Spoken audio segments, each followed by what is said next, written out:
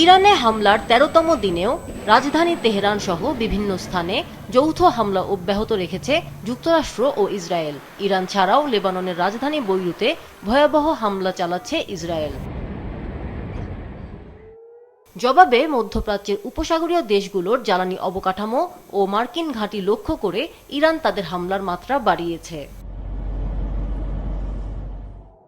সংযুক্ত আরব আমিরাতের দুবাই ক্রিক হারবার এলাকার একটি আবাসিক অ্যাপার্টমেন্ট ভবনে ড্রোন হামলার ঘটনায় ভবনটিতে আগুন ধরে যায়। ইরাকের জলসীমায় দেশটি থেকে তেল নেয়া দুটি বিদেশি ট্যাংকারে হামলায় একজন নিহত হয়েছেন।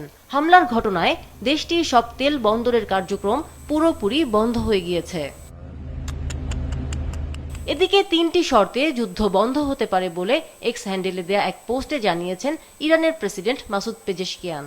ইরানের বৈধ অধিকার স্বীকৃতি দিতে হবে, ক্ষতিপূরণ দিতে হবে এবং ভবিষ্যতে আগ্রাসন বন্ধে আন্তর্জাতিক নিশ্চয়তা দিতে হবে।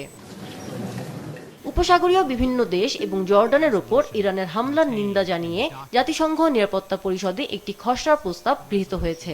এতে ইরানের প্রতি আরব উপসাগরীয় দেশগুলোতে হামলা বন্ধের দাবি জানানো হয়।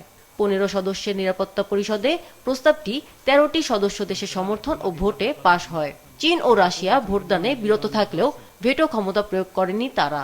এই প্রস্তাবকে একপেশে বলছে Iran. Presenting Walton Crystal Series. Switch to premium. Switch to Crystal. এদিকে চলমান সংঘাতে এ পর্যন্ত মধ্যপ্রাচ্যে অন্তত ১১০০ শিশু নিহত বা আহত হয়েছে বলে জানিয়েছে জাতিসংঘের শিশু বিষয়ক সংস্থা ইউনিসেফ।